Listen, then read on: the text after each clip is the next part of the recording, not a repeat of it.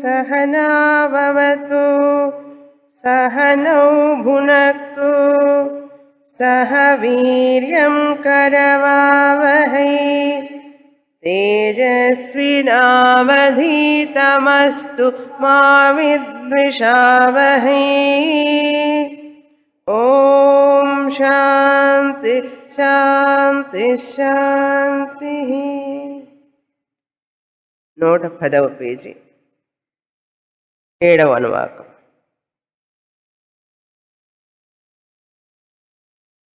అన్నం న నింద్యాత్ తద్వ్రతం ప్రాణో వా అన్నం శరీరమన్నాదం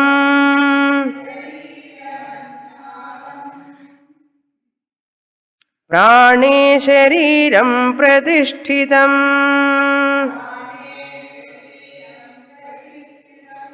శరీరే ప్రాణ ప్రతిష్ఠితః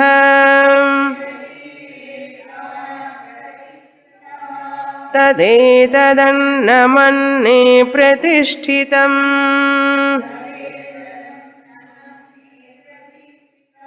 స య ఏతదన్నమన్నే ప్రతిష్ఠితం మన్నే వేద ప్రతిష్ఠతి అన్నవానన్నాదో భవతి మహాన్ భవతి ప్రజయా పశుభిర్బ్రహ్మవర్చసేన మహాన్ కీర్త్యా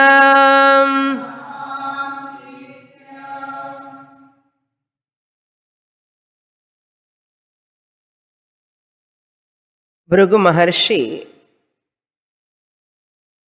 ఆత్మ బ్రహ్మం అని తెలుసుకున్న తర్వాత ఆనందమయ కోశం కూడా బ్రహ్మము కాదు, ఆనందమయ కోశంలో వచ్చే ఆనందం కోశానందం, అది మారుతూ ఉంటుంది, విషయానందం, అది నిత్యం కాదు కనుక ఈ ఆనందమయ కోశంలో ప్రతిబింబించేది ఆ బింబానందమే స్వరూపానందం కనుక ఆ ఆనందమే బ్రహ్మ అని తెలుసుకున్నాడు. స్వరూప ఆనందమే బ్రహ్మ. ఆనందమయ కోశం చెప్పపోయినప్పటికీ కూడా మనం అది గ్రహించి ఇక్కడ ఆనందమయ కోశాన్ని కూడా దాటి వెళ్ళాడు అని తెలుసుకోవాలి. భృగు మహర్షి అంటే పంచకోశాలకు అతీతమైనటువంటి బ్రహ్మాన్ని గ్రహించాడు. పంచకోశాలకు అతీతమైన అంటే ఏమిటి? ఈ పంచకోశాల్లో ఉంటున్నప్పటికీ కూడా ఆ బ్రహ్మస్వరూపం ఉనికి ఎరుక. ఈ పంచకోశాలు ఆ బ్రహ్మకి ఎటువంటి సంబంధం లేదు. ఈ పంచకోశాలలో అన్నమయ ప్రాణమయ మనోమయ విజ్ఞానమయ ఆనందమయ కోశాల్లో ఉన్నప్పటికీ కూడా ఆ బ్రహ్మం ఈ యొక్క శరీరం మనస్సు వాటి యొక్క దోషాలు ఆయనకి అంటవు. మరి ఆ బ్రహ్మం ఏమిటంటే ఈ శరీరం కాదు, మనస్సు కాదు, ప్రాణము కాదు, విజ్ఞానం కాదు అంటే ఆ బ్రహ్మం ఎలా ఉంటాడు? మరి ఆయన నిర్గుణుడు, రూపం లేదు. మరి ఆయన అంటారు ఏమిటండి రూపం లేని వారికి, నిర్గుణమైన వాడికి అంటే? మరి ఏదో చెప్పాలి కదా, బోధించాలి కదా. ఆ బ్రహ్మస్వరూపం అంటాం. ఆ బ్రహ్మస్వరూపం ఏమిటి అని తెలుసుకున్నాం. ఎరుక, ఉనికి, ఆనందం. క్రిందటిసారి మనం చూసాం ఉనికి అంటే ఏమిటి, ఎరుక అంటే ఏమిటి, ఆనందం అంటే ఏమిటి అని చెప్పి అది శరీరంలో భాగం కాదని తెలుసుకున్నాం, శరీరం యొక్క గుణము కాదని తెలుసుకున్నాం, అంతటా శరీరంలోనూ వ్యాపించి ఉన్నది, బయట వ్యాపించి ఉన్నదని తెలుసుకున్నాం. ఈ శరీరాన్ని జీవింపజేస్తున్నది అని తెలుసుకున్నాం. ఎట్లాగైతే ఆ ఎలక్ట్రిసిటీ బల్బుని ప్రకాశింపజేస్తుందో, ఈ జడమైనటువంటి మనస్సుని శరీరాన్ని జీవనం కలిగేటట్టు చేస్తుంది ఆ ఆత్మ, ఉనికి, ఎరుక. అది ఆనంద స్వరూపం. అది ఎవరో కాదు, అది నువ్వే అన్నాం. ఈ నేను నేను అని అంటున్నావే నువ్వు, ఆ నేను అనేది నువ్వు చెప్పేది ఈ శరీరంలో కలిసి చెప్తున్నప్పుడు అహంకారంతో కలిసి చెప్తున్నావు. ఎందుకంటే శుద్ధమైనటువంటి ఉనికి ఎరుక మాట్లాడలేదు కదా, నేను అని అనలేదు కదా. కనుక తాను నేను అని అనాలి అంటే దానికి ఈ యొక్క పరికరం కావాలి ఉపయోగించడానికి. ఎలాగైతే బల్బు లేకుండా ఎలక్ట్రిసిటీ ప్రకాశించలేదో, ఫ్యాను లేకుండా ఎలక్ట్రిసిటీ తిరగలేదో, అదేవిధంగా ఉనికి ఎరుకనే ఆత్మ చైతన్యం బ్రహ్మం ఈ శరీరం అనే బల్బు లేకుండా వ్యక్తం కాలేదు. కనుక నేను అనేది ఉనికి ఎరుకని ఈ శరీరంతో కలిసినప్పుడు అహంకారంగా నేను చెప్తున్నాను. అహంకారం అంటే గర్వం అని కాదు అక్కడ. అహంకారం అంటే నేను నేను అని అనేటప్పుడు ఈ ఉనికి ఎరుక, ఈ యొక్క శరీరం, మనస్సు, ఇంద్రియాలు కలిసి అహంకారం ఏర్పడుతుంది. కనుక ఆత్మ లేకుండా అహంకారం అనేది కూడా రాదు, నేను అని చెప్పలేం. కనుక ఆత్మతో ఉంటేనే చెప్పగలుగుతాం. కనుక ఆత్మ ఎవరిప్పుడు అంటే నేనే అని తెలుసుకోవాలి. ఏమిటి ఆత్మ అంటే? ఉనికి ఎరుక. నేను ఉన్నాను, ఉనికి. నాకు తెలుసు, ఎరుక. నాకు ఎరుక ఉన్నది, తెలుసు అంటాం కదా, అదే ఆత్మ. కనుక ఎవరు అంటున్నారు? అది నేనే అంటున్నాను. నేను ఉన్నాను అని నేనే అంటున్నాను, నాకు తెలుసు అని నేనే అంటున్నాను, నేను ఆనందంగా ఉన్నాను అని అంటున్నాను. కనుక ఉనికి ఎరుక ఆనందం నేనే.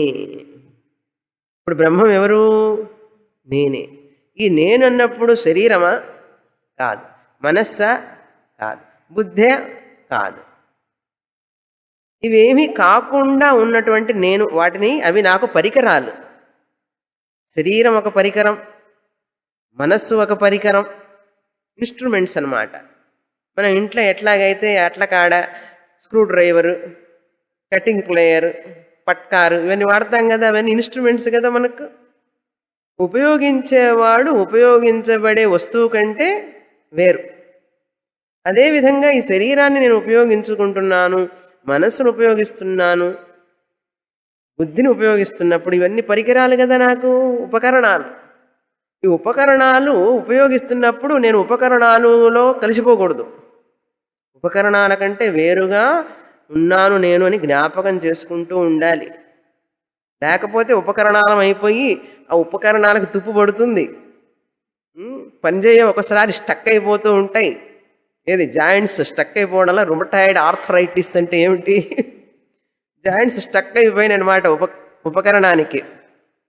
కనుక ఉపకరణానికి వచ్చే బాధలన్నీ నా బాధలు కాదు. ఉపకరణాలకి ఎప్పుడూ కూడా అవి ఎల్లకాలం పనిచేయవు. మనం వాడే వస్తువులన్నీ పనిచేస్తున్నాయి. ఎన్నిసార్లు రిపేర్ చేయిస్తున్నాం, ఎన్నిసార్లు సర్వీస్కి ఇస్తున్నాం. ఇచ్చి ఇచ్చి ఎందుకురా ఈ సర్వీస్కి వేస్ట్ డబ్బులు అని చెప్పి అది పారేసి కొత్తది కొనుక్కుంటాం. ఈ శరీరం కూడా అంతే. ఎంతసేపు రిపేర్ చేయిస్తాం దీనికి, అందుకని చెప్పి ఇంకా అయిపోయిన తర్వాత ఇంక వెళ్ళిపో చాలు నువ్వు, నేను ఇంకో కొత్త శరీరం తీసుకుంటాను అంటాం. ఉపకరణం లాంటిది. ఈ విషయం గుర్తుంటే వాళ్ళు వివేకులు అని అర్థం, వివేకం ఉన్నవారు అని అర్థం. ఇది లేకపోతే వివేకం లేని వాళ్ళు అవివేకులు అని అర్థం. ఇలాంటి వివేకం ఎవరికి వస్తుందండి అంటే వేదాంతం చదివిన వాళ్ళకు వస్తుంది.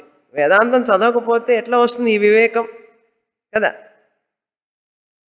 కనుక ఇలా తెలుసుకున్న తర్వాత భృగు మహర్షి తర్వాత ఉపనిషత్తు చెప్తోంది, ఇటువంటి ఆత్మస్వరూపాన్ని నీవే అయి ఉన్నప్పటికీ కూడా నువ్వు తెలుసుకోలేకపోతున్నావు. కారణం ఏమిటో తెలుసా? నువ్వు కొన్ని నియమాలు, జీవితానికి కొన్ని డిసిప్లిన్స్ అంటారు, విలువలు, ఇవన్నీ వ్రతాలు, ఉపాసనలు ఆచరించు.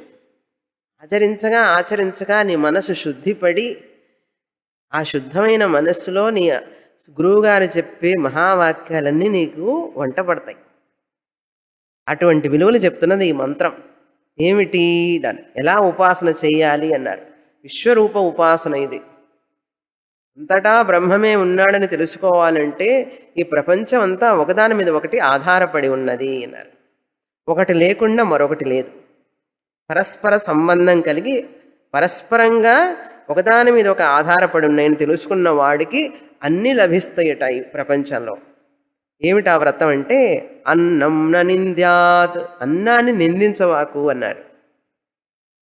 బ్రహ్మప్రాప్తి పొందాలి అంటే నేను బ్రహ్మాన్ని అని తెలుసుకోవాలంటే శరీరం కావాలి.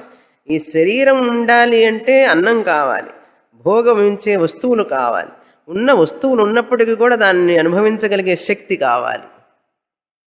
కనుక ఏ వస్తువులైతే మనం అనుభవిస్తున్నామో వాటినన్నిటిని నిందించవాకు అన్నారు. అన్నం అంటే ఇక్కడ అన్నం అనే కాదు అర్థం, నువ్వు అనుభవించే వస్తువులన్నీ కూడా ఏ ఏ వస్తువులైతే నీకు ఉపయోగపడుతున్నాయో, ఏ ఏ వస్తువులైతే నువ్వు అనుభవించి వాటి వల్ల ఆనందం పొందుతున్నావో అవన్నీ అన్నంతో సమానం. అనుభవించేవాడు, అనుభవించబడే వస్తువు. కనుక ఈ శరీరం, ప్రాణం ఈ రెండూ కూడా పరస్పరం ఒకదాని మీద ఒకటి ఆధారపడి ఉన్నాయి అని చెప్తున్నారు. మొదట వ్రతం ఏంటి? అన్నం న నింద్యాత్, విలువ, ఇది వాల్యూ అంటారు దీన్ని. అన్నాన్ని నిందించవాకు అన్నారు. తద్వ్రతం, అది నీకు వ్రతంగా ఉండాలి. అన్నం ముందు కూర్చున్న తర్వాత ఇది సరిగ్గా లేదు, అది సరిగ్గా లేదు అని చెప్పి అన్నాన్ని నిందించకూడదు ఎప్పుడు కూడా. అందుకని మన అన్నాన్ని కూడా దేవతగా భావించి అన్నపూర్ణాదేవి అంటాం. ఒక అన్నాన్నే కాదు, నూతన వస్త్రాన్ని కొన్న తర్వాత ఏం చేస్తాం? దాన్ని కూడా దేవతగానే భావించి బొట్టు పెట్టి మరీ కట్టుకుంటాం. శాలరీ వస్తే ఫస్ట్ మంత్ ఏం చేస్తారు? దేవుడి దగ్గర పెట్టి మళ్ళీ కళ్ళకద్దుకొని మరీ తీసుకుంటారు. అవన్నీ మనం అనుభవిస్తున్నాం కదా. క్రొత్త ఇల్లు కొనుక్కుంటే పూజ చేస్తాం, క్రొత్త వస్తువు ఏదైనా కొనుక్కుంటే ముందు దానికి బొట్టు పెట్టి కానీ ఉపయోగించాం మనం. కారణం ఏమిటి అంటే తద్వ్రతం, దేన్ని నిందించవాకు, ప్రతిదీ కూడా నీకు ఉపయోగపడుతున్నది కనుక దాన్ని గౌరవించు, పూజించు అన్నారు. తద్వ్రతం, ఎందుకంటే ప్రాణో వా అన్నం, ప్రాణమే కదా అన్నం. ప్రాణమే లేకపోతే ఈ శరీరం ఉంటుందా? శరీరం అన్నాద, అన్నాదం అంటే అనుభవించేవాడు. ప్రాణం అన్నం, అనుభవింపబడేది. ప్రాణోవా, శరీరం అన్నాదం అన్నారు. ఈ శరీరం అనేటువంటిది, శరీరం ప్రాణం ఒక జంట. ఇక్కడ ఈ రెండు ఒక్కొక్క దాంట్లో ఒక్కొక్క పేర్ అన్నమాట. జంట అంటే పెయిర్, పెయిర్ అంటే జోడి. ఒక్కొక్క దాంట్లో ఒక్కొక్క జోడి చెప్తున్నారు. ఇందులో ఏం చెప్పారు? ప్రాణం శరీరం అన్నారు, అది జోడి చెప్తున్నారు. ఈ జోడి ఏంటి అంటే శరీరే ప్రాణప్రతిష్ఠిత, ప్రాణం శరీరం ప్రాణే శరీరం ప్రతిష్ఠితం. ప్రతిష్ఠితం అంటే ఆధార ఆధేయ సంబంధ. ప్రాణం మీద శరీరం ఆధారపడి ఉంది, శరీరం మీద ప్రాణం ఆధారపడింది. బల్బు లేకుండా ఫిలమెంట్ ఉంటుందా? ఫిలమెంట్ లేకుండా బల్బు ఉంటుందా? సో ఫిలమెంట్ బల్బు మీద ఆధారపడి ఉంది, బల్బు ఫిలమెంట్ మీద ఆధారపడి ఉంది. ప్రాణం ఉంది బల్బు ఫిలమెంట్ లాంటిది, శరీరమేమో బల్బు లాంటిది కదా. కనుక ప్రాణే శరీరం ప్రతిష్ఠితం.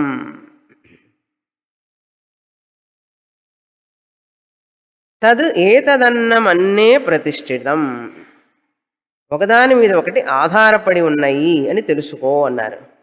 శరీరం ఆద్యం ఖలు ధర్మ సాధనం.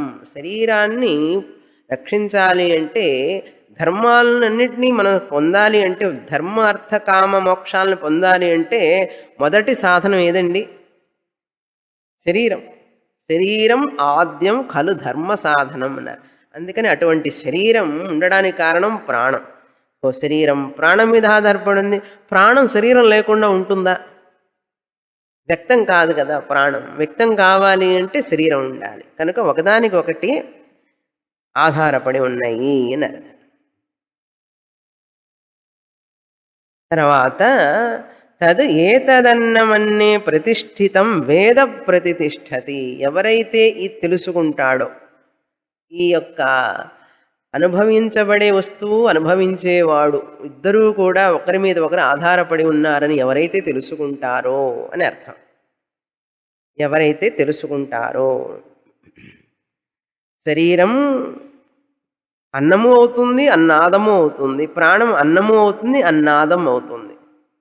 అనుభవించేది అనుభవింపబడేది అని అర్థం. ప్రతిష్టతి అన్నవానన్నాదో భవతి. అటువంటి వ్యక్తి, అటువంటి ఉపాసన చేసిన వ్యక్తి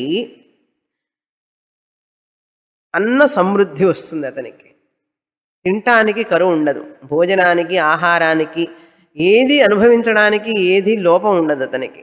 అన్నవాన్ అన్నాదహ భవతి అంటే చాలా సమృద్ధి కలిగి ఉంటాడు. సమృద్ధిగా ఉన్నటువంటి అనుభవించే శక్తి కూడా ఉంటుంది. అన్నాదహ అంటే ఏమిటి? ఉన్నటువంటి వాటిని నుంచి అనుభవించగలుగుతాడు సుఖంగా. అందుకే చాలామంది కుర్లాన్ బెడ్ ఉంటుంది కానీ నిద్ర రాదు. అన్నం బెడ్ ఏమిటి? అనుభవించే వస్తువు అది, సుఖాన్ని పొందడానికి అన్నం. అన్నాదహ భవతివా, అతనికి సుఖం ఉన్నదా అంటే నిద్ర పట్టడం లేదు, టెన్షన్ అన్నాడు. కనుక వస్తువు ఉండంగానే సరికాదు. అన్నాదహ అంటే ఆ వస్తువుని దాన్ని అనుభవించి సుఖాన్ని పొందగలిగేట సామర్థ్యం అది ఉండదు చాలామందికి. చాలా ఉంటాయి ఇంట్లో తినడానికి, కానీ డాక్టర్ గారు చెప్తారు అది తినవాకు, ఇది తినవాకు, అది తినవాకు, ఇది తినవాకు, ఇంకేం తినాలండి అన్నాడు. ఏం తినాలంటే పూషిణిక్కాయ రసం అని చెప్పి అంటుంటారు స్వామీజీ. పూషిణిక్కాయ రసం తాగు. ఇంట్లో పని వాళ్ళందరూ బాగా తింటూ ఉంటారు, సర్వెంట్స్ అందరూ తింటారు, వీడికి మాత్రం తినే భాగ్యం ఉండదు. ఎందుకంటే బీపీ, బ్లడ్ ప్రెషర్, స్వీట్లు తినకూడదు, షుగర్, ఇట్లా రకరకాల వ్యాధులతో బాధపడుతూ ఉంటాడు. కనుక కారణం ఏమిటి అంటే ఎప్పుడూ అన్నాన్ని నిందించుంటాడు, పూర్వజన్మలో అన్నాన్ని నిందించుంటాడు. మన వాళ్ళు అందుకే చెప్తారు, అన్నం ముందు కూర్చున్నప్పుడు ఈ అన్నమే బ్రహ్మం, అన్నం బ్రహ్మ, రసః విష్ణు, భోక్తా దేవో మహేశ్వర ఇది సంచింత్య భుంజాన అన్నదోషైర్న లిప్యతే. తినే అన్నమే బ్రహ్మం, బ్రహ్మదేవుడు, అందులో ఉన్న రుచి విష్ణువు, దాన్ని తినేవాడు, జీర్ణించుకునేవాడు, తినేవాడు శివుడు. ఇలా అనుకోని గనక మనం భోజనం చేశాము అంటే అన్నదోషం ఏదైనా ఉన్నా కూడా మనల్ని అంటదు, మనకి ఆ దోషం యొక్క ప్రభావం మన మీద పడదు అని చెప్తారు మన వాళ్ళు. కనుక ఏది దేని లోపల ఉన్నదో అది అన్నం, ఏది దేని మీద ఆధారపడి ఉన్నదో అది అన్నాదహ.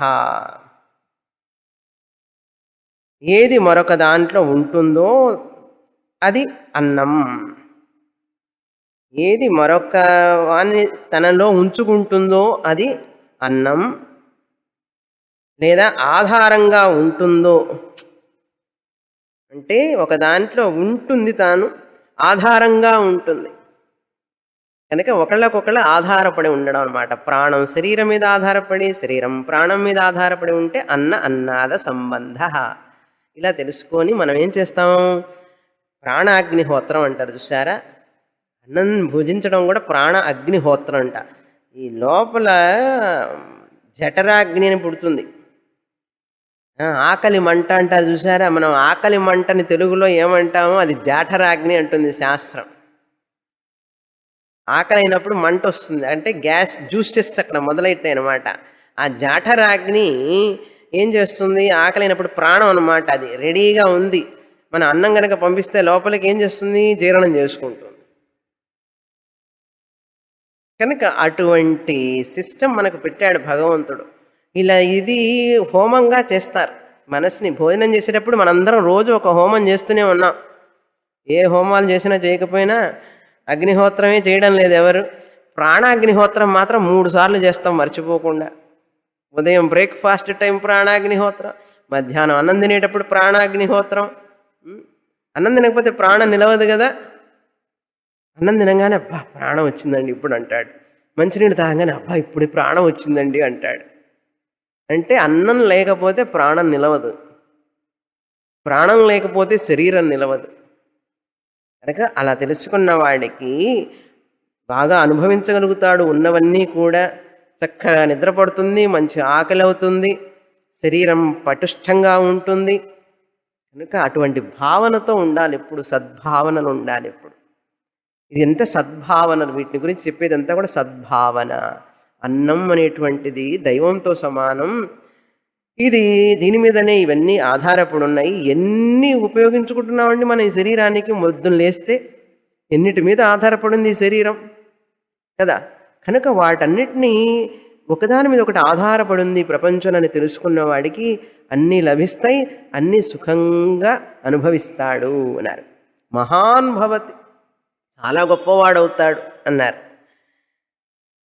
గొప్పవాడంటే ఎట్లా? మంచి పిల్లలు, మనవళ్ళు, మనవరాళ్ళు. ప్రజయా అంటే సంతతి, కుటుంబం, పెద్ద కుటుంబం ఉంటుంది. ఎక్కువ మంది పిల్లలు, ఎక్కువ మంది మనవరాళ్ళు, మనవళ్ళు. ప్రజయా పశుభి, ఆవులు, గేదెలు, వాహనాలు అన్నీ ఉంటాయి. ప్రజయా పశుభి బ్రహ్మవర్చసేన. ఎందుకంటే మంచి ఆలోచనతో ఉన్నవాడికి దిగులు చింత ఉండదు. మనస్సు ప్రశాంతంగా ఉంటే అదే మన ముఖంలో వ్యక్తం అవుతూ ఉంటుంది, తేజస్సుగా ఉంటుంది ముఖం. దిగులు చింతతో ఉంటే ముఖం కాంతి విహీనంగా ఉంటుందా, కాంతిగా ఉంటుందా? కాంతి విహీనంగా ఉంటుంది. ఎప్పుడైతే సద్భావనలు మనసులో ఉంటాయో ఆ సద్భావనలే ముఖంలో వ్యక్తమైనప్పుడు ముఖం ప్రకాశంగా కాంతివంతంగా ఉంటుంది, దిగులు చింత లేకుండా.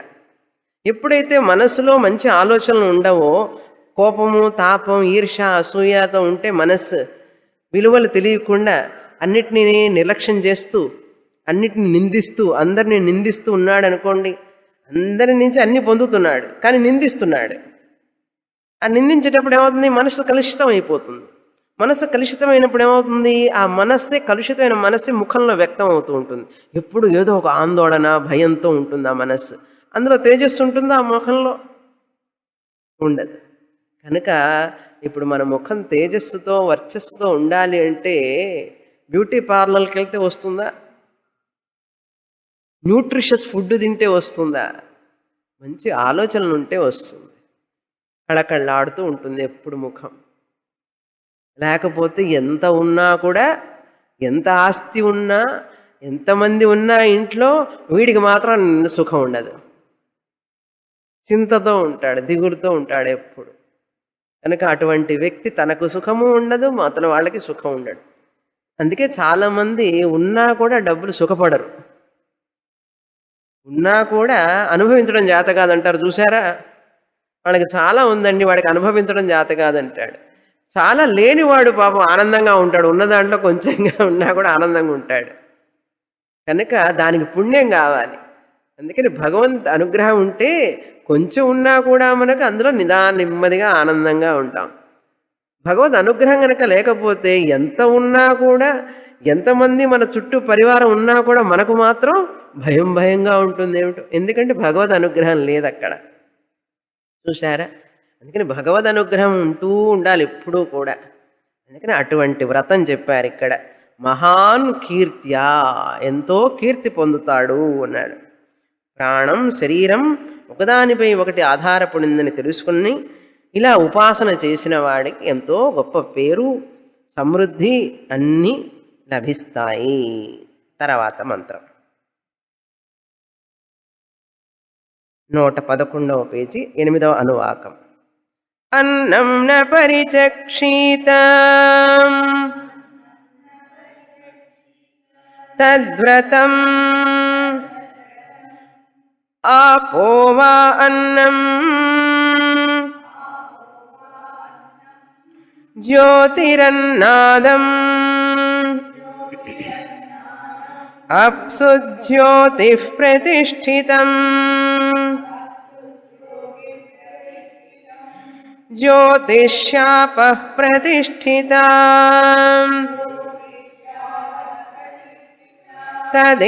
తదేతదన్నమన్నే ప్రతిష్ఠితం సయ ఏతదన్నమన్నే ప్రతిష్ఠితం వేదః ప్రతితిష్ఠతి అన్నవానన్నాదో భవతి మహాన్ భవతి ప్రజయా పశుభిర్బ్రహ్మవర్చసేన మహాన్ కీర్త్యా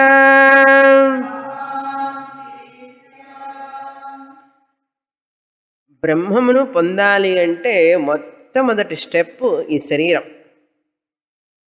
మనస్సు ఉండాలి అన్నా శరీరం కావాలి, ప్రాణం ఉండడానికి శరీరం కావాలి, బుద్ధి ఉండడానికి శరీరం కావాలి. కనుక వీటన్నిటిని ఉండడానికి ఈ శరీరం ఒక ఉపకరణం. కనుక ముందు ఈ శరీరాన్ని జాగ్రత్తగా చూసుకో అని అన్నారు. ముఖ్యంగా శరీరానికి కావలసినది ఆహారం, మిగతావి తర్వాత కావాల్సినవన్నీ సెకండరీ. కనుక ఈ ఆలోచనతో ఈ యొక్క మనస్తత్వంతో చేయడం, సద్భావనతో చేయడమే కర్మయోగం అన్నారు. కర్మయోగం అన్నారు. కర్మయోగం అంటే సద్భావన, సత్కర్మ అని. మంచి భావనతో మంచి కర్మలు చేయాలి. అన్నాన్ని నిందించకుండా ఉండడం మంచి భావన, అది మంచి కర్మ. నిందించకుండా ఉంటూ దాన్ని మనం గౌరవంగా చూస్తే అది మంచి భావన, మంచి కర్మ, అది కర్మయోగం అవుతుంది. ఈ కర్మయోగం అనేటువంటిది ఏమవుతుంది? ఇప్పుడు మనకు సహకారి సాధనం అన్నారు. బ్రహ్మస్వరూపాన్ని మనం తెలుసుకోవడానికి ముందు కర్మయోగం చేయాలి. కర్మయోగం అంటే ఏమిటి? మంచి భావన, మంచి కర్మ. ఎప్పుడు? శుక్రవారం శుక్రవారమా, లేకపోతే వారానికి ఒక్కసారా, పండగ రోజు చేస్తారా? సంక్రాంతికి మాత్రం సద్భావన, సత్కర్మ అన్న. అలా కాదు, 360 రోజులు లీప్ ఇయర్ ఉంటే అది కూడా 360 రోజులు సద్భావన, సత్కర్మ. ఎప్పుడైనా మనకు తెలియకుండా పొరపాటున ఒకవేళ సద్భావన లేకుండా సత్కర్మ చేయకుండా పోతే దానికి ప్రాయశ్చిత్తం చేసుకోవాలి. దేవుడి దగ్గరికి వెళ్ళి ప్రార్థించి, మన్నించు నన్ను, నేను సద్భావన లేకుండా కోపంతో తాపంతో ఏవో తప్పులు చేసుంటాను, వాటన్నిటి నుంచి నన్ను క్షమించి మంచి మార్గంలో మళ్ళించవలసిందని చెప్పి ప్రార్థించాలి. అలా చేస్తే ఏమవుతుంది? మనకు అది కర్మయోగం అయ్యి అది సాధనగా వచ్చి మనం జ్ఞానయోగాల్లోకి అడుగు పెడతాం. అప్పుడు చక్కగా అర్థమవుతుంది. అందుకని ఈ వేదాంతం క్లాస్కి వచ్చే వాళ్ళందరికీ కూడా ఏదో కొద్దో గొప్ప పుణ్యం, శుద్ధమైనటువంటి అంతఃకరణం ఉంటేనే వస్తారు ఇక్కడికి, లేకపోతే రారు. 100% కాకపోయినా కనీసం బయట వాళ్ళతో కంపేర్ చేసి చూస్తే వీళ్ళందరూ చాలా బెటర్ అని అర్థం. బయట వాళ్ళతో కంపేర్ చేసి చూస్తే భగవద్గీత చదివే వాళ్ళకి, ఉపనిషత్తులు చదివే వాళ్ళకి శుద్ధమైన అంతఃకరణం ఉంటుంది. రాగద్వేషాలు తక్కువ ఉంటాయి వాళ్ళకి. ఎందుకంటే పుణ్య పరిపాకం వల్ల ఇక్కడికి వస్తారు. లేకపోతే తైత్రేయ ఉపనిషత్తు పట్టుకోవడం అంటే మాటలా, సాధ్యం కాదు అది. అందుకని ఇక్కడేం వ్రతం చెప్తున్నారు? అన్నంన పరిచక్షిత, అన్నంని వృధాగా కుడితి తొట్లో వెయ్యవాకు అంటున్నారు. పరిచక్షిత అంటే వదిలిపెట్టడం. ఇప్పుడు పెళ్ళిళ్ళ వివాహాల్లో 100 రకాలు, 90 రకాలు, 50 రకాలు ఇట్లా చేసి పెడుతున్నారు కదా. ఒక పొట్టకి 50 రకాలు ఏం తింటాడండి వాడు? అవన్నీ వడ్డిస్తే ఏం చేస్తుంది? ఆ ఇస్తరి మీదనే ఉంటాయి అన్నీ కూడా. అన్నీ వదిలిపెడతాడు. వడ్డించేటప్పుడు ఎక్కడో మాట్లాడుతుంటాడు, సెల్ ఫోన్లోనే ఎవరితోనో మాట్లాడుతుంటాడు. వడ్డించిన తర్వాత అయ్యో ఇంత నేనేం తింటాను అన్నాడు. వడ్డించేటప్పుడు చూడొచ్చు కదా, ఇంత వడ్డించవాక నాయన నేను తినలేనని చెప్పి చెయ్యి పెడితే ఆపితే వాళ్ళు వడ్డించరు. వడ్డించేటప్పుడు నిర్లక్ష్యంగా అటు ఇటు దిక్కులు చూస్తూ ఉంటాడు. అంతా వడ్డించిన తర్వాత వృధా చేసిపోతాడు. కనుక అన్నాన్ని ఈరోజు జన్మలో వృధా కనుక చేస్తే, పారేస్తే అన్నాన్ని, వచ్చే జన్మలో మనకు అన్నం దొరకదుట. మాకు చిన్నప్పుడు చెప్పేవాళ్ళు అమ్మ వాళ్ళు, అన్నం వదిలిపెట్టవాకు, నీకు నెక్స్ట్ జన్మలో నీకు అన్నం దొరకదనేవాళ్ళు. అందుకని భయం పుట్టి ఏం చేసావు మొత్తం. అందుకని చిన్నప్పుడు భయపెడితే కానీ మాట వినం. అలా భయపెడితే కానీ చిన్నప్పుడు వినంగా అలవాటు అయిపోయి మంచి అలవాట్లు వస్తాయి అని చెప్పి చెప్పేవారు. అందుకని అన్నం న పరిచక్షిత అన్నారు. అన్నం వృధా చేస్తే పాపం అన్నారు. ఎంత కావాలో అంతే తిను, వృధా చెయ్యవాకు. అన్నం న పరిచక్షిత, ఎందుకంటే అది వ్రతం అన్నారు, దాన్ని కూడా వ్రతం అన్నారు. ఇదంతా కూడా అన్నస్థుతి అండి. ఇవన్నీ కూడా అన్నస్థుతి. అన్నం అంటే మనం అనుభవించే వస్తువులన్నీ కూడా వృధా చెయ్యవాకు అని అర్థం. అన్నం మాత్రమే కాదు, ఏది కూడా.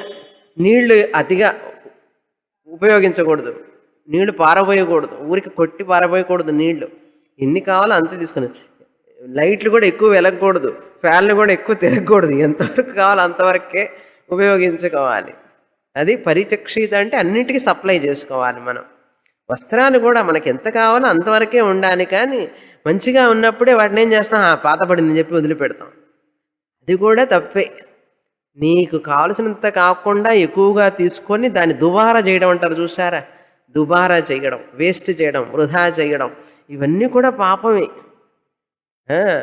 శాస్త్రానికి తెలుసు, మనకు అవసరమైన దానికంటే కూడా ఎక్కువగా వాడినా, దాన్ని వృధా చేసినా, దాన్ని సరిగా వాడకపోయినా పాపం.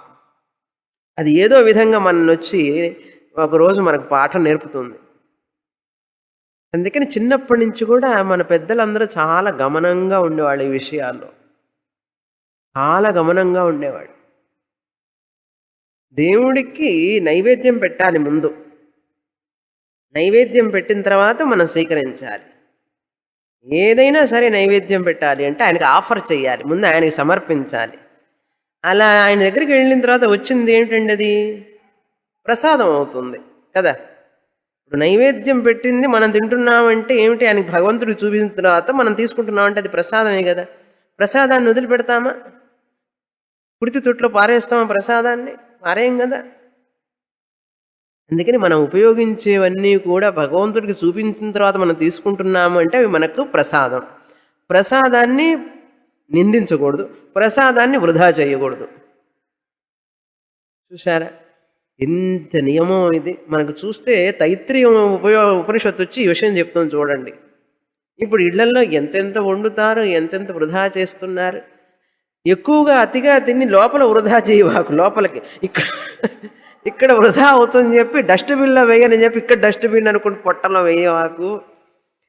అతిగా ఎంతవరకు కావాలో అంతవరకే తిని, ఎక్కువగా తిన్నామంటే కూడా పాపం. అతిగా తిన్నా పాపమే, తినకపోయినా పాపమే. అందుకని అన్నంన పరిచక్షిత, నైవేద్యంగా భావించు. అన్నం నైవేద్యం పెట్టి ప్రసాదంగా భావించి స్వీకరించవలసినది అని చెప్తున్నారు. అలా స్వీకరించినప్పుడు ఏమవుతుందంటే మన మనసు శుద్ధపడుతుంది. అందుకే కృష్ణ పరమాత్మ భగవద్గీతలో 4వ అధ్యాయంలో తైర్దత్తాన ప్రదాయేభ్యః యో భుంక్తే సేన ఏవ సహా అన్నాడు. ఎవరైతే దేవతలందరూ ఇచ్చినటువంటి ఈ నీరు, గాలి, మన వస్తువులు, ధనం, ఆహారం ఇవన్నీ కూడా ఆ దేవతలకు మళ్ళీ సమర్పించకుండా, నైవేద్యం పెట్టకుండా ఎవడైతే తింటాడో వాడు దొంగతో సమానం అన్నాడు. స్తేన ఏవ సహా అన్నాడు. వాడు చోరుడు అని అర్థం. ఇప్పుడు అందరూ చోరులేనండి ఉన్నారు ఎక్కువగా. చూసారా, మనకు ఆ దేవుడి నుంచి వస్తూ ఉన్నప్పుడు నీళ్ళు వస్తున్నాయంటే వరుణ దేవుడికి మనం గ్రాటిట్యూడ్, కృతజ్ఞతలు తెలపాలి.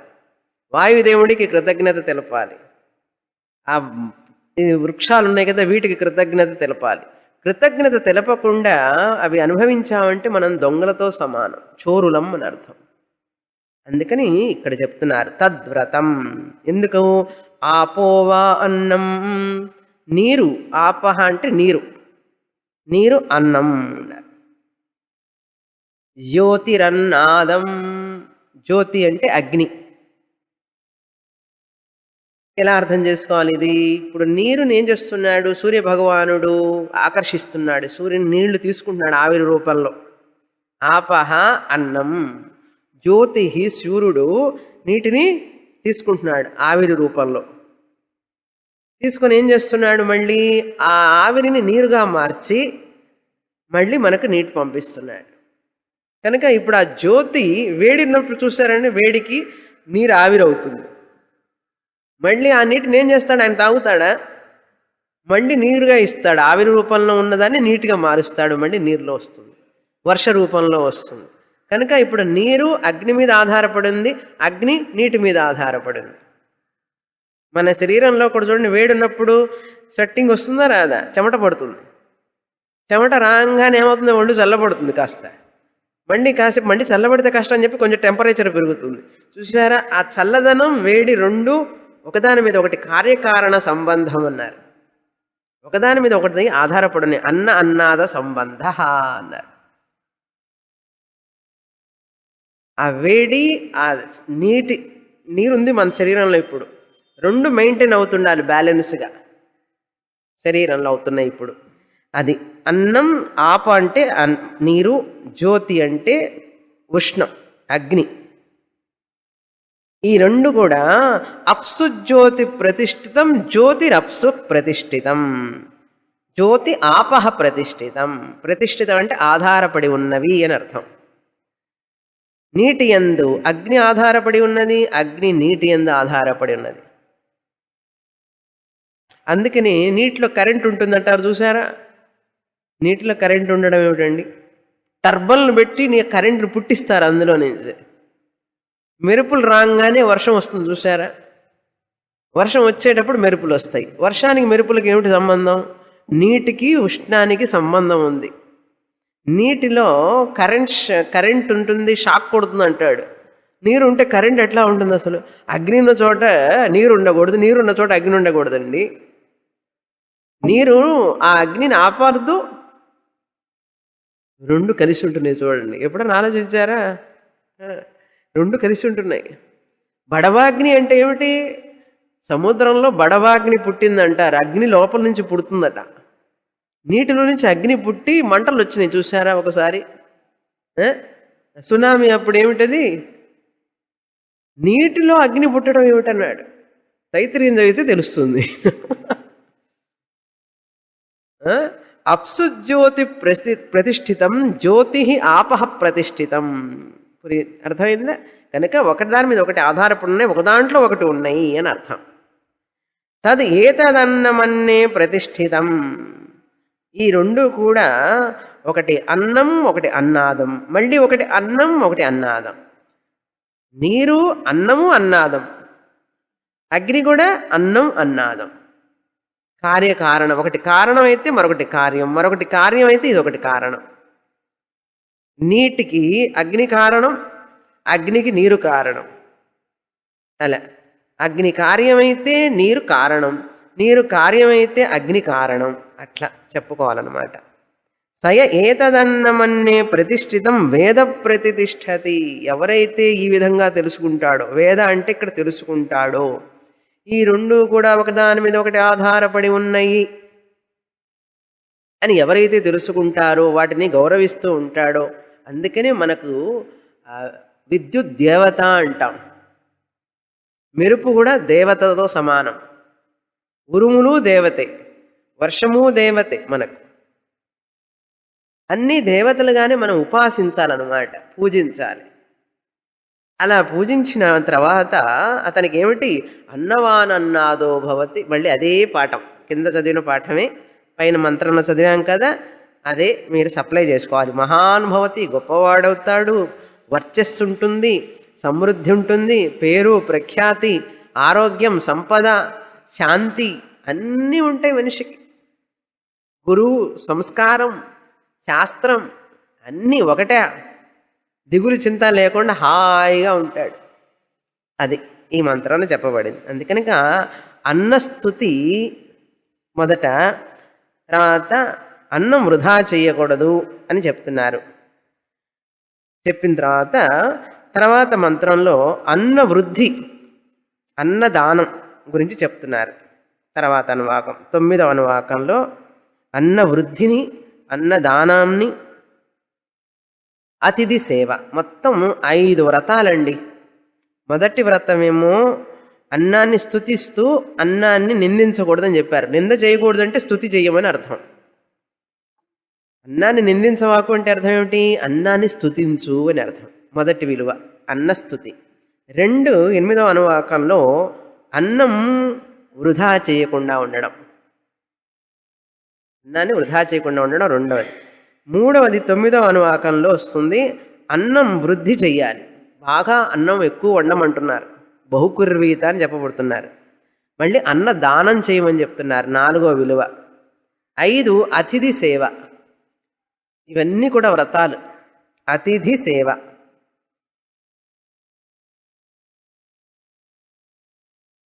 సో ప్రతిష్ఠా ఉపాసనేన ప్రతిష్ఠా ప్రాప్నోతి. మన తెలుగులో కూడా అంటారు చూడండి, ఆయనకి చాలా ప్రతిష్ఠ ఉందండి అంటారు, అంటే గౌరవం ఉన్నది అని అర్థం. ఈ ప్రతిష్ఠ అనే వర్డ్ ఎక్కడి నుంచి వచ్చింది తెలుసారా? తైత్రీయ ఉపనిషత్తులో నుంచి వచ్చింది. ఆయనకి చాలా ప్రతిష్ఠ ఉన్నదండి అని అంటే చాలా పాపులర్ పర్సన్ అని అర్థం. ప్రతిష్ఠ ఉపాసనేన ప్రతిష్ఠావాన్ భవతి అని అర్థం. ప్రతిష్ఠ గురించి ఉపాసన చేస్తే ప్రతిష్ఠను పొందుతాడు అని అర్థం. ప్రతిష్ఠ ఆప్నోతి, పొందుతాడు అన్నాడు. అందుకనే కొంతమంది చాలా గొప్పవాళ్ళు అవుతారు. చూసారా ఎలా అయినారంటే, ఈ జన్మలోనో క్రిందటి జన్మలోనో ఈ విధంగా మంచి సద్భావనతో వాళ్ళు చేశారు. కిందటి జన్మలో చేయకపోయినా ఈ జన్మలో అయినా చేస్తే ముందు జన్మలు కాదు ఈ జన్మలోనే అనుభవిస్తాం. కనుక ఇవన్నీ ఉన్నాయని తెలుసుకోవాలి మనం. తర్వాత మంత్రం, అన్నం బహుకుర్వీత నం బహుకుర్వీత్ తద్వ్రతం పృథివీ వా అన్నం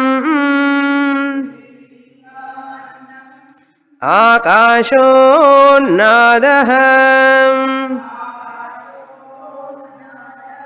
పృథివ్యామాకాశ ప్రతిష్ఠితః పృథివ్యామాకాశ ప్రతిష్ఠితః ఆకాశే పృథివీ ప్రతిష్ఠితా ఆకాశే పృథివీ ప్రతిష్ఠితా తదేతదన్నమన్నే ప్రతిష్ఠితం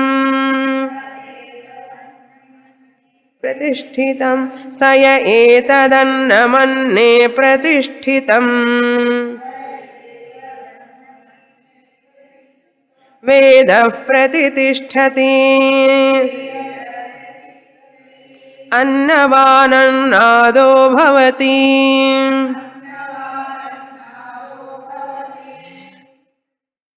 మహాన్ భవతి ప్రజయా పశుభిర్బ్రహ్మవర్చసేన మహాన్ కీర్త్యా. సంక్రాంతి అంటే సమ్యక్ క్రాంతి. క్రాంతి అంటే పరిణామం. పరిణామం అంటే మార్పు. సూర్యుడు ఉత్తరాయణ కాలంలోకి ప్రవేశించేటప్పుడు అది మార్పు అన్నమాట ప్రకృతిలో. ఆధ్యాత్మికంగా ఉన్నత స్థితిని ఎదగడానికి ఇది ఒక సూచన. సంక్రాంతి అనేటువంటిది ఆధ్యాత్మిక ఉన్నతికి ఒక సూచన సంక్రాంతి. అటువంటి రోజు తైత్రీయ ఉపనిషత్తు చదవడం మహావిశేషం. సంక్రాంతి రోజు అరిసెలు చేసుకోవడమును కారపూస చేసుకోవడం కాదు. నిజమైన సంక్రాంతి అంటే ఏమిటో తెలుసా? ఆధ్యాత్మికమైన ఉన్నదే సంక్రాంతి. అటువంటి ఆధ్యాత్మిక ఉన్నతి లేని సంక్రాంతి సంక్రాంతే కాదు.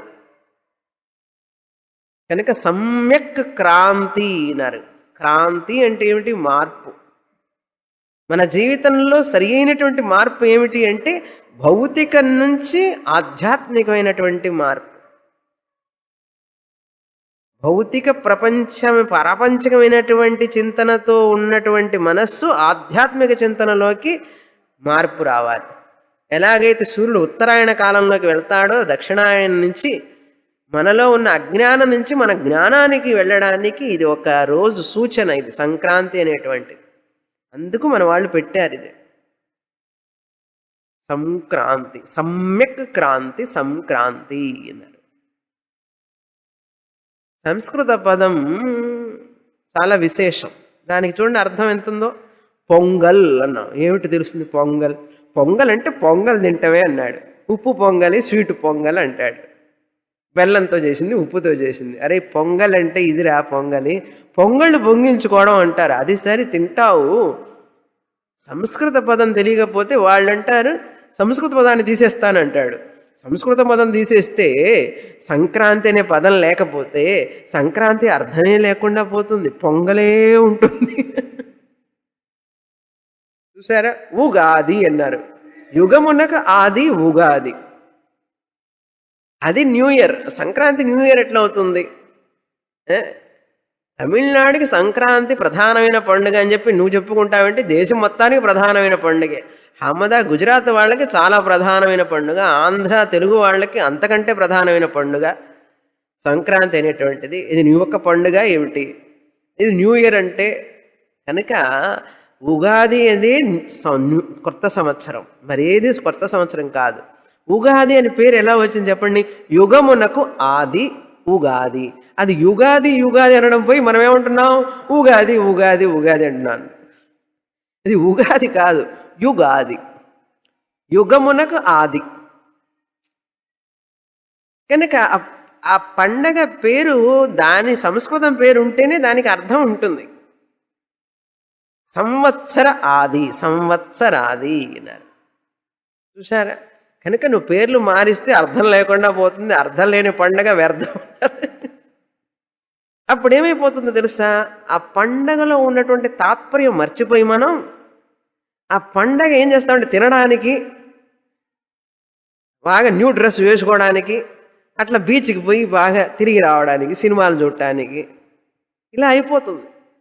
అందుకని భౌతికంగా మార్చేస్తాం మనం ఆ పండగల్ని కూడా. ఆధ్యాత్మిక విలువ తగ్గిపోతుంది అందులో. పేరు గనక మారిస్తే ఆధ్యాత్మిక విలువను మర్చిపోతాం. ఇప్పుడు మీలో ఎంతమందికి తెలుసు సంక్రాంతి, సమ్యక్ క్రాంతి ఇట్లా ఆధ్యాత్మిక ఉన్నతి అని ఎంతమందికి తెలుసు చెప్పండి? 100కి కూడా తెలియదు. చూసారా? కనుక ఆ పండగ విశేషం ఏమిటంటే తైత్రీయ ఉపనిషత్తు చెప్తోంది క్రాంతి రావాలి మనిషి జీవితంలో. కనుక మనకు శాస్త్ర శ్రవణమే సంక్రాంతి. శాస్త్రం శ్రవణం చేయటం ఈరోజు చాలా విశేషం. అత్యంత కోటి సంవత్సరం అంతా చదివితే ఎంత పుణ్యం వస్తుందో సంక్రాంతి రోజు చదివితే అంత పుణ్యం వస్తుంది. విశేషమైన నాడు కదా ఈరోజు. చాలా ఈ గడి అనేటువంటిది ఈరోజు చాలా విశేషం, పుణ్యదినం. ఆ పుణ్యదినంలో చదివితే దానికి కొన్ని కోట్ల రెట్ల ఫలం వస్తుంది. అందుకనే క్లాసు పెట్టింది కారణం. అర్థమైందా? స్వామిని సెలవిస్తారా వచ్చే వారం సంక్రాంతి అన్నారు. ఎందుకని అడుగుతున్నాం అట్లా? మనకు ఆ సంక్రాంతి పండగ అర్థం తెలియకపోవడం వల్ల. ఆ రోజు మనం ఇంతకంటే పుణ్యకార్యం ఏముంటుంది అసలు? అసలు ఈరోజు మాకు క్లాసు రావడం మా ధన్యం, మా జీవితం అని చెప్పి అనుకోవాలి స్టూడెంట్స్. అట్లా అనుకోవడం పోయి అదేమిటో ప్రతి సంవత్సరం సోమవారమే వస్తుంది. అది చూస్తున్నాను నేను. దాదాపు 12 ఏళ్లలో 8-9 ఏళ్ళు సోమవారమే వచ్చింది. ఏదో 1-2 సంవత్సరాలే మంగళవారం వచ్చింది అనుకుంటాను. నాకు కూడా అదే ఆశ్చర్యం వేస్తుంది. ఆ సంక్రాంతి రోజు వస్తుంది కరెక్ట్గా, మండే వస్తుంది సోమవారం. కానీ స్టూడెంట్స్కి ఆ విలువ అందరికీ తెలియడంలా. మీరు కొంతమందికి తెలిసింది వచ్చారనుకోండి. కానీ చెప్పాలి కనుక నేను చెప్తున్నాను. అది అసలు ఎంత పుణ్యదినం ఈరోజు. అటువంటి రోజు తైత్రీయం చదవకుండా ఉంటామా అసలు? ఓకే. అన్నం బహుకుర్వీత. 3వ వ్రతం ఏమిటి? అన్నం ఎక్కువగా వండాలి. కుక్కర్లో నీకు నాకు ఇద్దరికి మాత్రమే అని పెట్టుకోకూడదు, ఎక్కువగా వండమని చెప్తున్నారు. పల్లెటూళ్ళల్లో వంట చేసేటప్పుడు వాళ్ళు అతిథికి కూడా వంట చేస్తారు. భోజనం చేసే ముందు వచ్చి బయటకు వచ్చి చూస్తారు. అతిథి ఎవరన్నా ఉంటే ఎవరన్నా ఉన్నారా రండి అని చెప్పి పిలుస్తారు. వచ్చిన తర్వాత వాళ్ళకి భోజనం పెట్టి వీళ్ళు భోంచేయాలి, భార్యాభర్తలు. అందుకని ఆ పల్లెటూళ్ళలో గ్రామాల అగ్రహారాల్లో అక్కడ వాళ్ళు పాపం తిరుగుతూ ఉంటారు. కొంతమంది దేశ పర్యటన చేసే వాళ్ళందరూ ఇంటి ముందుకు వెళ్ళి అట్లా వెళ్తున్నప్పుడు ఎవరన్నా పిలుస్తారేమో భోజనానికని. ఒకతను ప్రతిరోజు ఒక్కొక్క ఇంటికి వెళ్తూ ఉన్నాడు, భోంచేస్తున్నాడు. ఒకళ్ళ ఇంట్లో మాత్రం ఎప్పుడు పిలవనే లేదు. ఏమిటబ్బా వీడింట్లో పిలవడం లేదని చెప్పి ఆ రోజు అక్కడే కూర్చున్నాడు, వాళ్ళ అడుగు మీదనే పిలుస్తారేమోనని. ఈ భార్యాభర్తలు ఇద్దరు పిసినారు. వాళ్ళు ఏం చేస్తారంటే కనుక ఫార్మాలిటీ కోసం బయటకు వచ్చి చూస్తారు. ఆ? బయటకు వచ్చి చూస్తే ఎవరు లేకుండా ఉన్నప్పుడు తలుపు తీస్తారు వాళ్ళు. చూసి ఎవరు లేరని చెప్పి ఇద్దరు తింటారు, గిన్నెలు కడిగేసుకుంటారు. తర్వాత ఒకరోజు ఏం చేశాడు ఇతను, ఈరోజు ఏమైనా సరే వీళ్ళింట్లో భోజనం చేయాలనుకున్నాడు. కరెక్టే వాళ్ళు తలుపు తీసే టైంకి అక్కడే కూర్చున్నాడు పోకుండా. అప్పుడు వీళ్ళకి ఇంకా ఏం చేయడానికి అర్థం కాక, సరే కొంచెం వెయిట్ చేయండి అని చెప్పి అన్నారు. సరే వెయిట్ చేస్తానన్నాడు. వాళ్ళిద్దరు లోపలికి వెళ్ళి భార్య భర్తలు, విసయ్ ఆ భార్య చెప్తుంది భర్తకి, ఏమండి మనిద్దరం భార్య భర్తలు పోట్లాడుకుండే ఇంట్లో వాళ్ళు భోజనం చేయరు కనుక కొంచెంసేపు మన ఇద్దరం పోట్లాడుకుందాం, మీరు కొట్టినట్టుగా నటించండి, మీరు నన్ను కొట్టినట్లుగా నేను ఏడుస్తాను అని చెప్పి అన్నట్ట. భార్య భర్తలు ఇద్దరు ప్లాన్ వేసుకున్నారు. ప్లాన్ వేసుకుంటే ఇంకేం చేస్తాడు, కొంచెంసేపు అయిన తర్వాత ఆయనే పోతాడు ఆయనంతటా ఆయన అని చెప్పి వాడు అనుకున్నాడు. వాడు పోకుండా అక్కడే కూర్చున్నాడు. కూర్చున్న తర్వాత ఇంక భార్య భర్త ఇద్దరు కూర్చున్నాడు. చూసి ఇంకా రాలేదు అని చెప్పి బయటకు వచ్చి చూశారు. చూస్తే అక్కడ లేడు, దాక్కున్నాడు. దాక్కుని చూసావా, భార్య భర్త లోపలికి వచ్చి చూసావా, భార్య అంటుంది, నేను చెప్పిన ప్లాన్ చూసారండి ఎంత బాగా పనిచేసిందో అన్నది. భర్త అన్నాడు, చూసావా నేను కొట్టకుండా కొట్టాను, నేను మీరు కొట్టకుండా నన్ను కొట్టారు, నేను ఏడవకుండా ఏడ్చాను చూసారా నిజంగా అన్నది. అంటే ఏడుస్తూ నటించింది, ఆయన కొట్టినట్టుగా నటించాడు. అందుకని కొట్టకుండా కొట్టాను నిన్ను అంటే నేను ఏడవకుండా ఏడ్చాను కదా, అంటే మన ఇద్దరం బాగా నటించాం అని చెప్పి అనుకొని ఇద్దరు కూర్చొని తినబోతున్నారు. తినబోతుంటే నేను పోయినట్లే పోయి వచ్చాను చూసా, పోయినట్లే పోయి వచ్చానని చెప్పి పైనుంచి చూరులోంచి కిందికి నవాళ్ళ కిందికి దిగంగానే వీడు తప్పించుకోలేక, సరే నాయన కూర్చో భోంచేయి అన్నట్ట. అతిథుల్ని భోజనం పెట్టడం అనేటువంటిది చాలా ముఖ్యం. దీన్ని తమిళంలో చెప్తారు స్వామీజీ, పూజ్య స్వామీజీ స్టోరీ. అడిక్కామల్ అడిచ్చేనే అన్నారు, అడామల్ అడిదేనే అని చెప్పి ఆవిడ అంటుంది, పోహామల్ వందేనే, పోకుండా వచ్చానన్నట. ఎందుకు చెప్తున్నానంటే ఈ స్టోరీ, వెనకటి రోజుల్లో ఒక అతిథికి పెట్టి కానీ భోజనం చేసేవాడు కాదు. తిన్న తర్వాత కూడా కొంచెం ఉంచేవాడు ఇంట్లో. ఎందుకంటే ఎప్పుడు ఎవరు వస్తారో తెలియదు, పాపం ప్రయాణం చేస్తూ వస్తారు, వచ్చినప్పుడు వాడికి భోజనం పెట్టాలి అని. అందుకని కొంచెం ఉంచుతారు, గిన్నె మొత్తం కడిగేయకూడదు. అందుకని కాస్త ఉంచరా అని చెప్పి అనేవాళ్ళు వెనకటి రోజులు. ఇప్పుడు ఏమిట్రా అంటే ఎక్స్ట్రా కొంచెం కూడా ఉండకూడదు, వేస్ట్ కాకూడదు. ఇప్పుడే ఆచారం.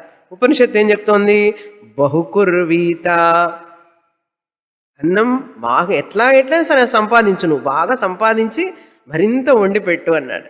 ఎప్పుడు ఏదో ఒక స్వీట్లో ఏవో ఒకటి కూరలో వెజిటబుల్స్ పండ్లు ఇంట్లో ఉంటూనే ఉండాలి. ఎప్పుడు ఎవరు వస్తారో తెలియదు, వాళ్ళకి లేదని చెప్పకూడదు కదా. అందుకని అప్పటికప్పుడు ప్రిపేర్ చేసేటట్టుగా రెడీగా ఉండాలి. అందుకని అన్నం బహుకుర్వీత అంటే ఎక్కువగా తయారు చేయవలసింది. తద్వ్రతం పృథివీ అన్నం ఆకాశ అన్నాద. పృథివీ అంటే భూమి, భూమి ఆకాశము ఈ రెండు కూడా ఒకదానికి ఒకటి ఆధారం. భూమికి ఆకాశం, ఆకాశానికి భూమి ఆధారం. ఇప్పుడు భూమి ఇక్కడ ఉన్నది అంటే ఆకాశం ఆధారం, ఆకాశం ఉన్నది అంటే భూమి ఆధారం, ఒకదానికి ఒకటి ఆధారం, పరస్పరం ఒకదానికి ఒక ఆధారం. పృథివ్యాకాశం ప్రతిష్ఠిత అంటే ఒకదాని మీద ఒకటి ఆధారపడి ఉన్నాయి. ఆకాశం మీద పృథివీ, పృథివీ మీద ఆకాశం. తదేతదన్నమన్నే ప్రతిష్ఠితం అన్నారు. ఈ అన్నం మీద ఆ అన్నం, ఆ అన్నం మీద ఈ అన్నం ఉన్నారు. ఒకదాన్ని ఒకటి అనుభవిస్తూ ఆధారపడి ఉన్నాయి. ఇది ఎవరైతే తెలుసుకుంటాడో, ఈ రెండు కూడా ఒకదాని మీద ఒక ఆధారపడి ఉన్నాయని ఎవరైతే తెలుసుకుంటాడో. ఇప్పుడు ఆకాశం ఉందండి హాల్లో, మనం ఎక్కడ కూర్చున్నాం, భూమి మీద కూర్చున్నాం కనుక ఇప్పుడు భూమి మీద ఆకాశం ఉందా లేదా? మీరు ఆకాశంలో కూర్చోండి భూమి లేకుండా, భూమి మీద కూర్చోండి ఆకాశం లేకుండా, కూర్చోగలరా? ఇప్పుడు మీరు ఇక్కడ ఉండడానికి రెండు ఆధారం, ఏమిటది? ఆకాశం, భూమి. ఇప్పుడు మీరు ఆకాశాన్ని భూమిని పూజించాలా లేదా? నేను కూర్చోవడానికి ఆకాశం చోటిచ్చింది, కింద కూర్చోవడానికి భూమి చోటిస్తున్నది. అర్థమైంది కదా. అందుకని భూమికి నమస్కారం చేస్తారు మన వాళ్ళు, చూసారా ఉదయాన్నే. ఇక్కడ నేను కూర్చోడానికి కారణమైనటువంటి ఆధారమైనటువంటి భూమి, ఈ భూమి మీద ఉన్నటువంటి ఆకాశంలో నాకు చోటునిచ్చినటువంటి ఆకాశం. మనకేం గుర్తుంటాయి ఇవన్నీ? ఇవి గుర్తుంటే పోట్లాడుకునే టైం ఎక్కడ ఉంటుంది జనానికి? ఈర్ష్య అసూయలకి టైం ఎక్కడ ఉంటుందండి? మంచి విషయాలు ఆలోచించేవాడికి చెడు విషయాలకి టైం ఉండదు. పోట్లాటలకి, పక్క వాడింట్లో ఏం జరుగుతుంది, ఆ పక్క వాడింట్లో ఏం జరుగుతుంది, మన చుట్టారింట్లో ఏం జరుగుతుంది, వీటన్నిటి మీద మనకి ఆలోచన ఉంటుంది. ఎప్పుడు ఇటువంటి సద్భావన ఉండేవాడికి ఇక ప్రాపంచిక విషయాలు, అనవసరమైన విషయాలు, విలువలేని విషయాల మీద చింతన ఉండదు. కనుక ఏం చేయాలి ఇప్పుడు మనం? ప్రాపంచిక విషయాలు ఆలోచించడం తగ్గించుకోవాలంటే ఇవి చదివితే అవి తగ్గుతాయి, ఇవి చదివితే అవి తగ్గుతాయి. చుట్టాలు వస్తారు, ఈవేళ కూడా ఎందుకులే క్లాసుకి, వారం వారం వెళ్తావు కదా, ఈరోజు వద్దులే అని చెప్పి కూర్చోబెడతారు. చూసారా? కానీ ఈ విషయాలని తెలుసుకోవాలంటే ఇంట్లో కూర్చుంటే తెలుస్తుందా? తెలియదు. కనుక సద్భావనలు రావాలి అంటే శాస్త్రం చదవాలి. శాస్త్రం చదివినప్పుడు సద్భావనలు వస్తేనే మనకు ఆ జీవితం సక్రమమైన మార్గంలో ఉంటుంది ఎక్కువసేపు. లేకపోతే ప్రపంచంలో ఉన్నామంటే ఏం చేస్తుంది? మర్చిపోతాం, ఇవన్నీ కూడా జ్ఞాపకం ఉండవు. అన్నం బహుకుర్వీత ఆకాశమన్నాదం పృథివీ అన్నం ఆకాశమన్నాథ పృథివీ ఆకాశ ప్రతిష్ఠిత.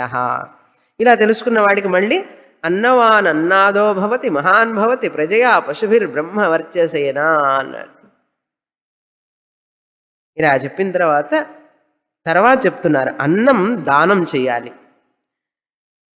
తర్వాత 10వ అనువాకంలో చెప్పబోయేది ఏమిటంటే, అన్నదానం ఉత్తమమైన దానం చేస్తే, సాత్వికమైన అన్నదానం చేస్తే పెట్టేటప్పుడు మంచిగా ఆనందంగా ప్రేమతో పెట్టాలి. అది ఉత్తమ అన్నదానం. అలా కాకుండా వచ్చారా కూర్చోండి పెడతాం, అది మధ్యమ దానం, మధ్యమ అన్నదానం.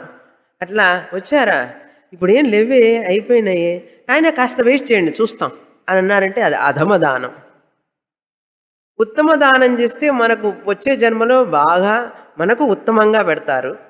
మధ్యమంగా చేస్తే మనం ఎట్లాంటి సత్కారం చేస్తామో అలాంటి సత్కారమే మనకు వస్తుంది తర్వాత. అందుకని భోజనం వడ్డించేటప్పుడు ఎలా వడ్డించాలి, ఎలా చెయ్యాలి అనేది వచ్చే వారం చెప్తాను. అది వింటే మనం ఎన్ని తప్పులు చేస్తున్నామో మనకు బాగా తెలుస్తుంది. మన శాస్త్రంలో ఎన్ని విలువలు చెప్పారో. ఒక వడ్డన చేసేటప్పుడు ఒక వ్యక్తి మనస్తత్వం ఎలా ఉండాలి అది వచ్చే వారం చూస్తాం. పూర్ణమదః పూర్ణమిదం పూర్ణాత్ పూర్ణముదచ్యతే పూర్ణస్య పూర్ణమాదాయ పూర్ణమేవావశిష్యతే. ఓం శాంతి శాంతి శాంతి. హరి ఓం. శ్రీ గురుభ్యో నమః. హరి ఓం.